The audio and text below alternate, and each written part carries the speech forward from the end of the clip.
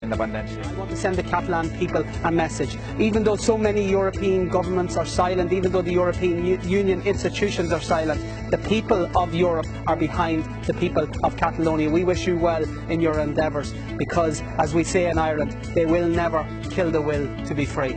Je suis aujourd'hui solidaire avec le peuple catalan, avec le Parlement, avec le président et son gouvernement, mais aussi avec toute la société civile catalane, qui lutte de manière pacifique pour son droit à l'autodétermination.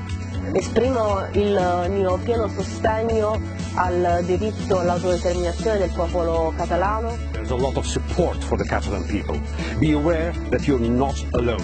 Jo soc demòcrata i com a demòcrata estic convençuda de que la millor forma per saber què vol el poble és anar a les urnes. I s'ha de poder anar a les urnes sense por de violència o d'altres represàlies. Estic totalment en favor de que els catalans puguin votar el seu futur. Catalans have a right to decide their own future. Une honetan Euskal Herria Bildu beti egongo da Kataluniaren alde. Finean, gure askatasun democráticoa, gure eskubide sozial eta nazionalak ere arriskuan daudelako. Para mí esto ya no es una cuestión de independencia sí o independencia no, es una cuestión de democracia sí o democracia no. Desde el Parlamento Europeo queremos enviar todo nuestro apoyo al pueblo de Catalunya, condenamos de manera enèrgica la humillación que este pueblo está sufriendo.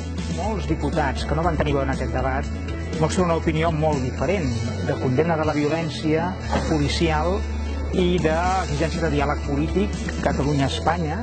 I'm from Wales and I'm sending a message to the people of Catalonia because I believe in democracy and I believe in the right to decide our own future. The aggression and the violence that the Catalan people underwent on the 1st of October is totally unacceptable. Catalonia is not only the Spanish internal matter or internal case, it has to be international case.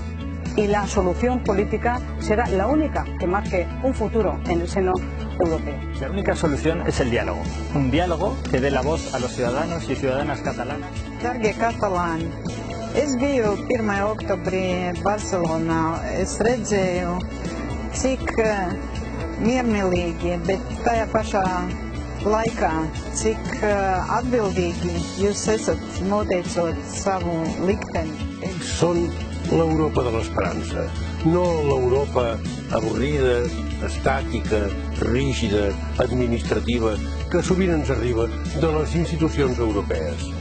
I ells ens demanen que tinguem visió i coratge, que és el que Joan Margall diu al cant de la Senyera, quan diu que tinguem llum als ulls i força al braç.